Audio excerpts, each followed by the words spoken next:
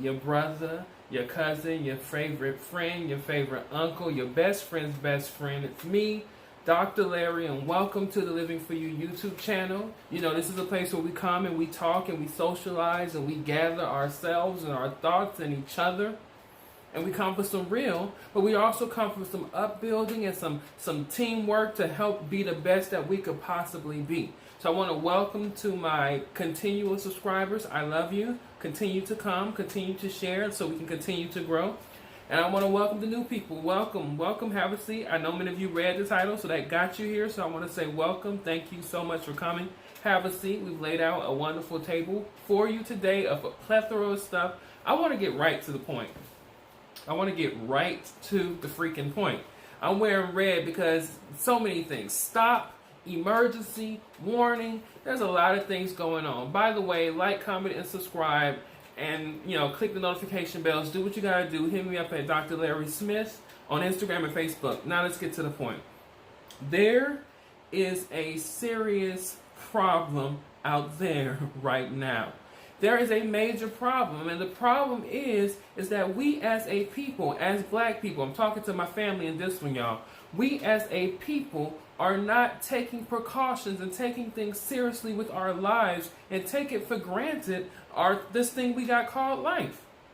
This current situation that you guys know we've been quarantined, you know all of this. But you also know, if you've been watching the news and monitoring the situation, that it disproportionately affects African American people who live below a certain poverty level, and even some those who don't, at a higher rate than it does anybody else in this country. Now let me repeat that. This thing that we've been quarantined from for at least over 2 months now almost, disproportionately affects African American, black folks, more than any other group in this country. And it is astronomically different. It is showing a huge disparity between healthcare, economics, and a whole list of other things between African Americans and everybody else in the country. I did a video on some of those disparities. I'll link it as kind of a follow-up if you want to watch that. But we know from the information, Dr. Fauci, that is the guy who has been kind of Trump's leading physician on this subject. Many times he's disagreed with Trump, but on one of the things that he said clearly out of his mouth on a press conference is that African Americans are disproportionately affected for a various of reasons that need to be looked into further after this situation has passed by this situation. Now, why am I bringing this up? Why am I so passionately saying that we're disproportionately affected by this?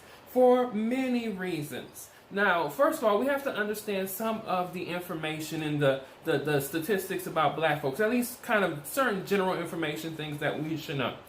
Where do African American folks live? We live in places like in the South. African Americans are majority in the southern part of the United States, but we also live in parts of Southern California, a lot of us near major cities, Chicago, Detroit, Wilmington, Delaware, Miami, all these places like that, Georgia, Alabama, Mississippi, Louisiana, South Carolina, North Carolina, Virginia. That is where your black population is in the country, as well as parts of Texas. So we are disproportionately affected by a disease, or by a situation, a virus, and guess what? In those areas, we are seeing spikes in disproportionate affecting the lives of black folks in those areas too. Chicago, high rate. Places in Georgia, high rate. New York, high rate. Near cities, high rate. In the South, high rate. Louisiana, high rates of this thing affecting black folks. Now, why is that so important to point out? Well, for several reasons, but two in particular. As I was scrolling down social media, as I tend to do, because I tend to read the Facebook posts and the Instagram posts and the Twitters and watch the TikToks and all of the other stuff that is out there on social media, and I noticed several things. I noticed this. I noticed this. And I noticed things like this.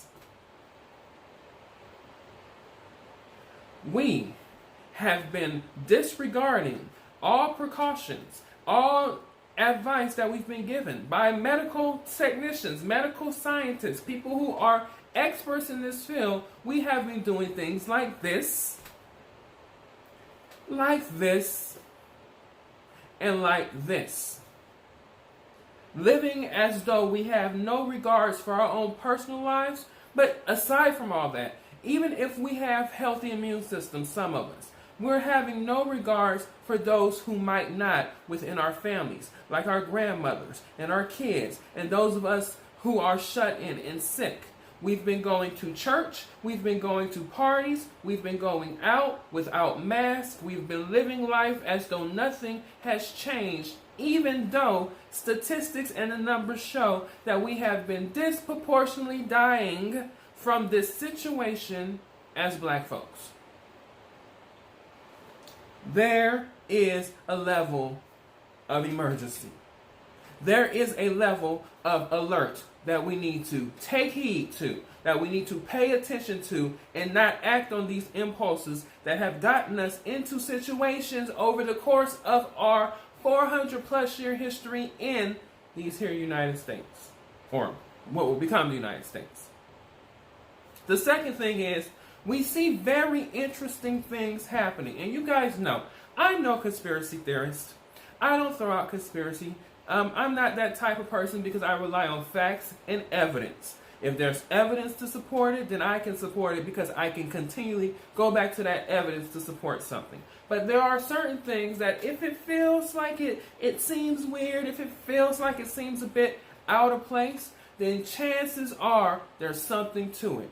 Georgia, last weekend, opened up the state to allow people to go back into their lives. Today, Georgia has opened up more things to allow people to go back into their lives. Now, the governor of Georgia, Brian Kemp, sketchy character in himself, ran for governor as Secretary of State, running for governor, who's responsible for managing elections, and somehow miraculously election ballots for African American people and in certain districts were disappearing. Districts were being redrawn, and he beat the front runner, Stacey Abrams, from being governor of Georgia by perhaps shady means.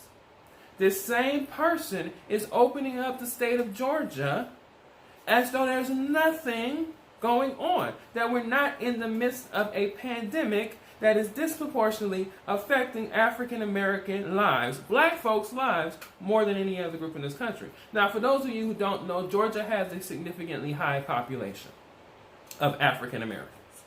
Georgia also has the potential of changing over from being a predominantly red state, Republican, to being a predominantly blue state, Democrat. Very easy. Some areas in the state go blue, and then they go back and forth. So it is one of those watchful states when it comes to elections.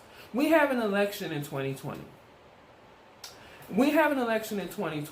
And you guys know who are the front runners. You know who are running for whomever you vote for. Vote. That is the thing I'll say here. Vote. No matter who you vote for, vote. You have a right to do that. Take that right. No matter what you feel, not voting should never be an option. But in Georgia, we have a precarious situation here, where we have a supporter of one side who is opening a state and potentially putting in danger the lives of millions of folks. He opened things like barbershops and restaurants and beauty salons and all kinds of interesting businesses that we know we as a people frequent. Now, that's not to say other groups don't go to barbershops and beauty salons and restaurants. It's just to say it's quite suspicious, if you ask me.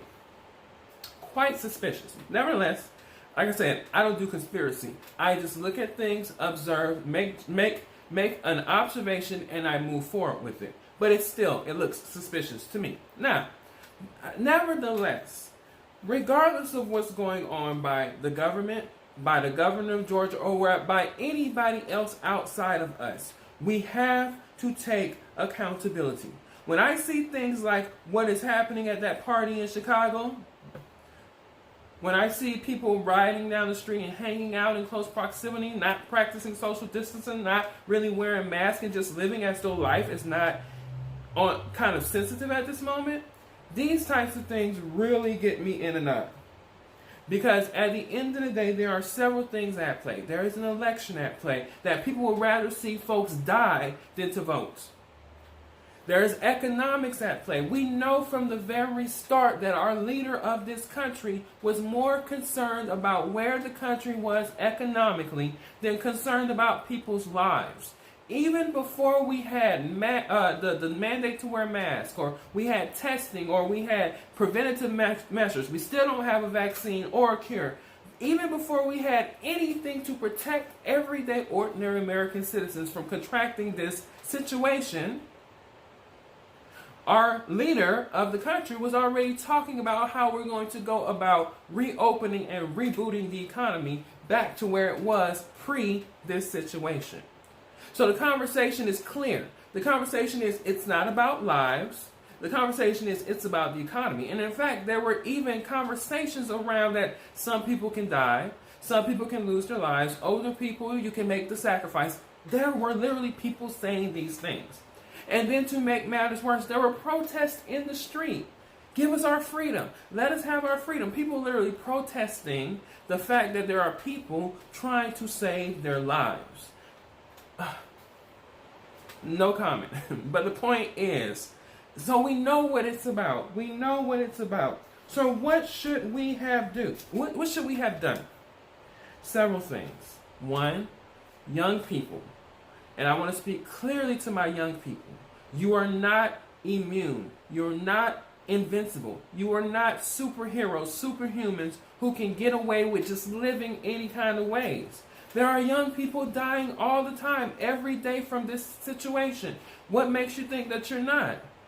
You don't know your body. You don't know how this responds. Doctors and medical scientists have no clue how this responds. So even if you perceive, based on the information, that you can be safe from it, you might be taking a risk for yourselves and for other people. So preventative measures should still be in place. Even if things begin to open up, still wear your mask, still practice social distance until there is a clear understanding that we have moved beyond the situation. A situation I don't believe is going to fully clear out till about September, to where it's safe enough to go back to some shred of normalcy. And that doesn't mean the economy is going to turn back around. We might fall into a recession. We might. We might fall into an economic situation. We might. This might have been something that would cause that. But at the end of the day, human life is a lot more important than economic life any day long. Any day long. So we should be taking the precautions. You shouldn't be sitting in anybody's church in close proximity.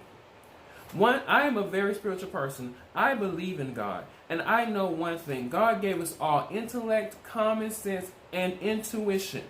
And sometimes it is best to listen to those things. Doctors are doctors because of intellect.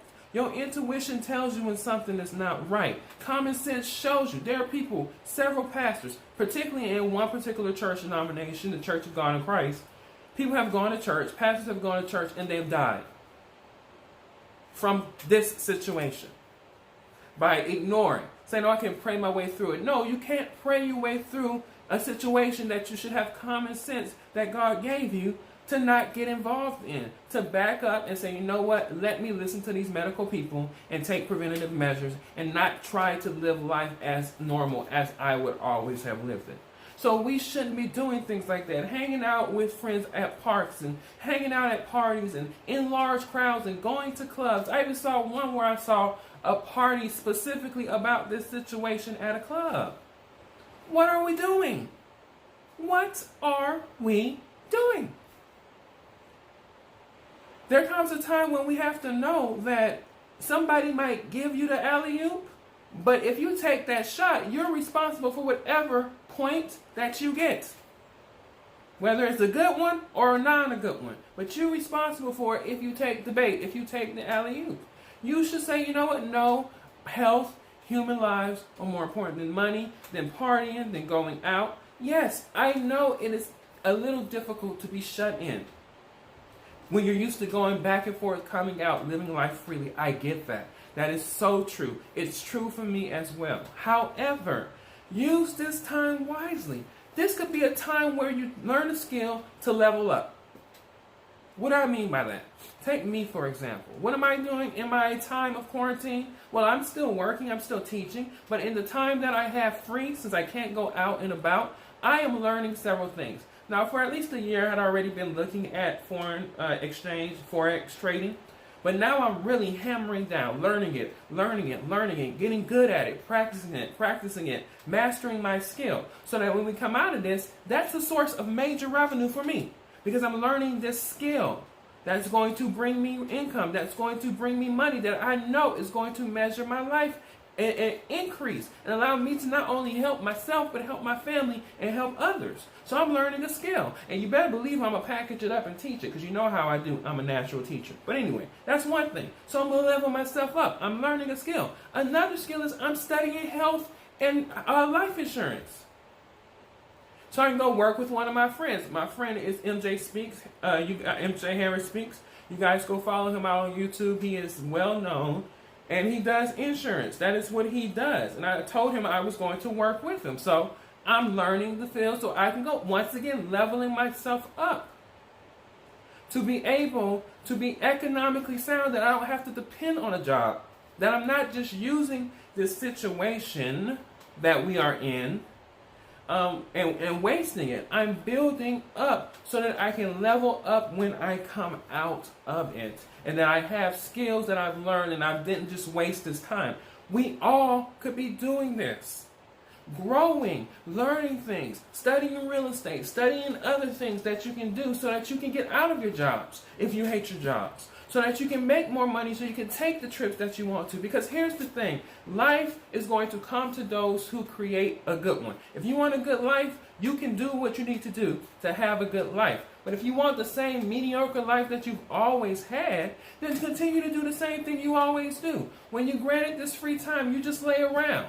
When you're granted this free time, you just hang around the house and eat and sleep, and you don't do anything to better yourself. Bettering your relationships is something you can do. Work on you and your significant other coming closer. Develop a relationship with your kids. Become stronger with them. Call loved ones. You can Skype nowadays to where you can see each other online. There are all kinds of things that can be done to level yourself up on an economic, on a social, on a spiritual, on a mental capacity at this moment. We don't get moments like this that often in history.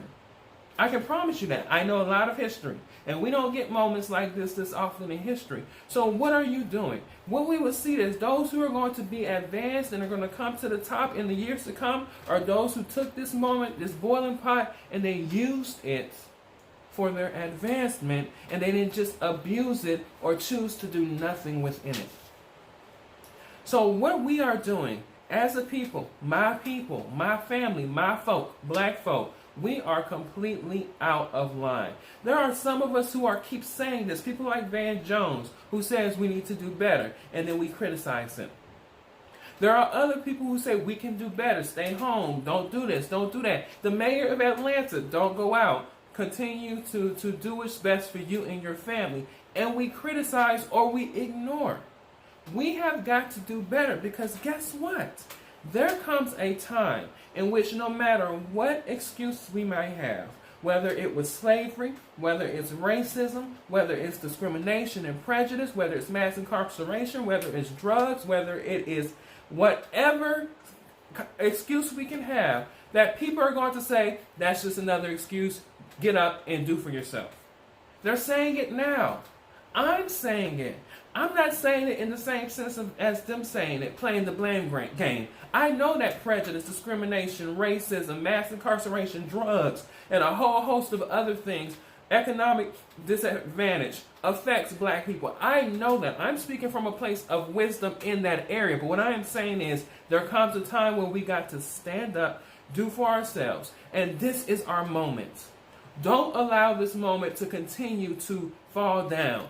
Use this moment to get up and be smart. Don't fall for the alley-oop. If they throw you a bad pass, you ignore it. You move out of the way, and you continue to do what you got to do to be safe for you, for your family, and loved ones. That's it, y'all. I ain't got no more. That was a lot of energy exhausted out there. But I want what's best for my people, and I know we can do better. We can do much better than this. Don't let this be a moment in which we live to regret, and that your grandchildren won't see you because you decided to go outside when you could have been better when you went out there, and you could have been alive for the time being. My family, we got to do better. I know we can do better. We will do better. I love you. Continue to follow, like, comment, and subscribe. And of course, I will see you in the next video.